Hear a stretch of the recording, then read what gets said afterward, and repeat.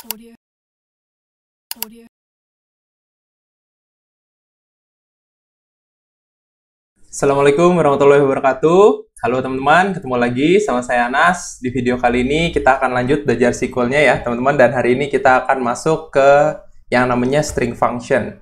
Jadi string function itu sendiri sebenarnya ada banyak. Dan hari ini kita akan bahas yang bagian yang pertama ya, part 1, yaitu lower, upper, dan init cap.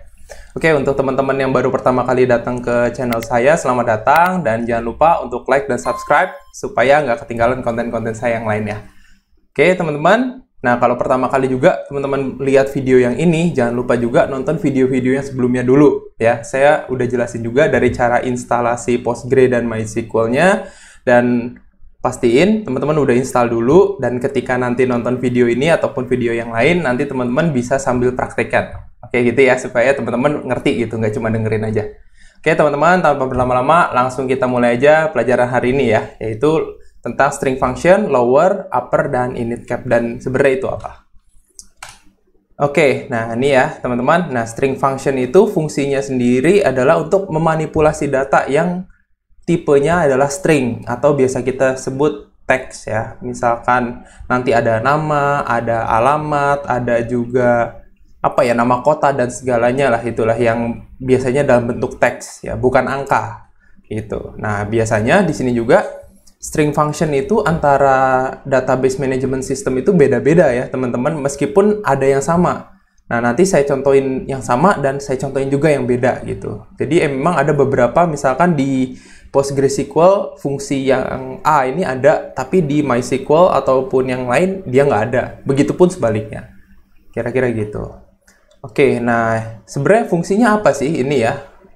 Fungsi string function sebagai seorang data analis ataupun seorang data scientist ataupun juga data engineer gitu ya. Untuk yang berhubungan dengan data, fungsinya itu emang adalah di tahap data transformation dan data preprocessing. Jadi kalau misalkan nanti teman-teman udah mulai masuk gitu ya, misalkan mau gini, udah punya niat gitu, pengen bekerja sebagai seorang yang berkutat di dunia data ya, di field data, ntar teman-teman kalau misalkan dikasih data, nggak kayak ketika kita ngerjain soal gitu ya. Ketika kita ngerjain soal, biasanya datanya udah rapi gitu.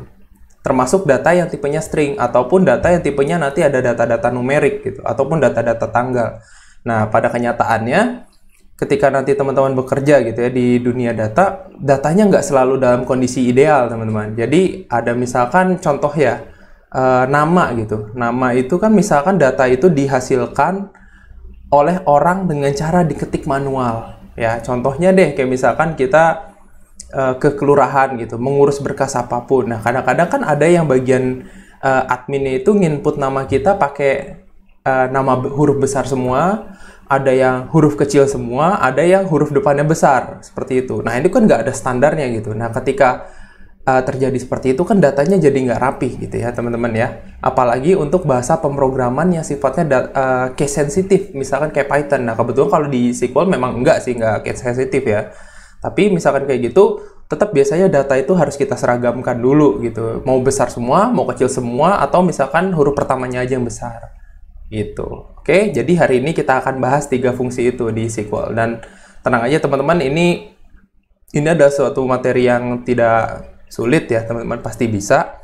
Dan insya Allah pasti kepake. Oke, gitu ya. Kita lanjut. Nah, kita akan bahas 3 ini teman-teman. Nah, sebenarnya fungsinya 3 ini apa? Nah, yang pertama, saya akan jelasin dulu, ini gampang banget ya. Select. Nah, di sini mirip sama kalau teman-teman pakai Microsoft Excel ataupun misalkan Google Spreadsheet gitu ya. Di sana juga ada namanya fungsi lower, upper, dan kalau di sana kalau nggak salah namanya itu, kalau yang ini ya, bukan init cap, namanya adalah proper teman-teman.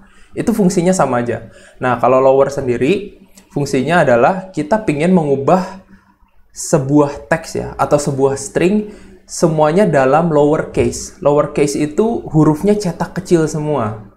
Itu lower. Oke, itu yang pertama.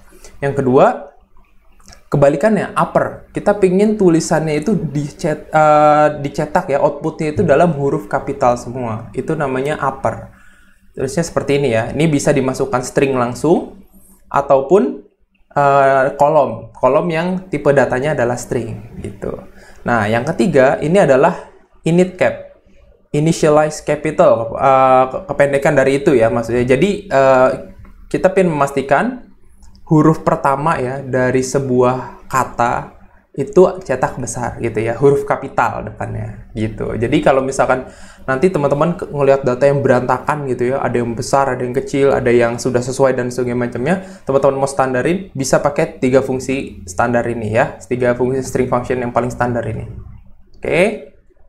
Nah, teorinya gitu aja ya teman-teman, nggak banyak-banyak, langsung kita praktek aja. Dan seperti biasa, scriptnya udah saya siapkan, teman-teman tinggal download aja, atau misalkan teman-teman nggak mau download, teman-teman bisa ngoding bareng saya di sini. Nanti saya akan geser dulu ke The Beaver. Oke, kita lanjut dulu ya untuk praktek. Oke teman-teman, sekarang kita udah geser ya ke The Beaver, dan seperti biasa kita akan menggunakan dataset yang simple aja teman-teman untuk mensimulasikan gitu ya. Gimana sih fungsinya gitu ya, dan manfaatnya dari fungsi-fungsi yang udah saya jelasin tadi sebagai teorinya yang sebagai permulaan gitu ya. Oke, seperti biasa kita akan membuat sebuah tabel dulu. Nah, di sini kita akan kasih nama tabelnya itu messy names, ada nama yang berantakan gitu. Oke, di sini cuma ada 3 ya, ada ID, ada first name dan last name ya, nama depan, nama belakang. Kita create dulu tabelnya. Oke, sudah ya. Nah, di sini kita akan insert ya datanya, teman-teman tinggal ikutin aja sama persis ya, tinggal insert aja ya, ada 9 baris data. Nah, sekarang kita lihat nih hasil dari insertnya itu seperti apa. Nah ya, kita lihat ya teman-teman nih, baris pertama John Smith, semuanya cetaknya huruf kecil. Yang kedua, first name-nya huruf besar semua, last name-nya huruf kecil semua. Nggak standar ya nih, maksudnya perlu dilakukan tahap pre-processing ya, termasuk ngerapiin data seperti ini. Itu adalah tugas data scientist ya teman-teman ya.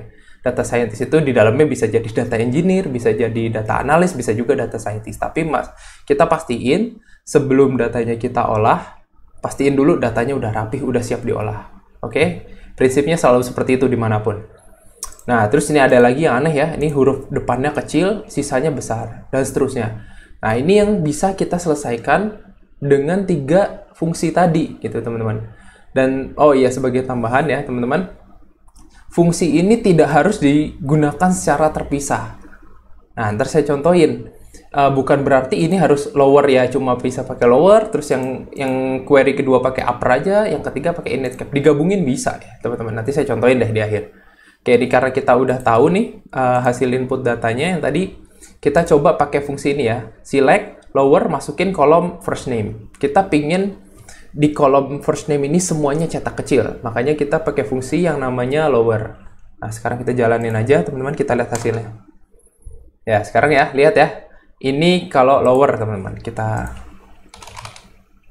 nih, lower semuanya akan jadi seperti ini. Kecil semuanya. Ya kan? Jadi standar gitu teman-teman. Oke. Simple ya teman-teman, fungsinya cara nulisnya sama semuanya kayak gini. Oke, kita coba. Nah, sekarang kita pingin pakai upper untuk kolom first name juga. Kita jalanin aja, select upper, masukin nama kolomnya di dalam kurung. Nah, sekarang kebalikannya ya. Sini John, Mary, Peter, Alice, Steve, dan seterusnya. Dan coba bedanya yang ini besar semua. Oke. Nah, pin. Nah, yang terakhir kita pingin pakai namanya init cap ya, initialize capital gitu. Jadi huruf pertamanya aja yang dalam cetak huruf besar gitu ya, kapital. Kita jalanin teman-teman. Nah, ya kan cuma huruf depannya aja nih, John, Mary, Peter, dan sebagainya gitu. Nah, di sini kan contoh nih, Peter nih kan kebalik ya dia.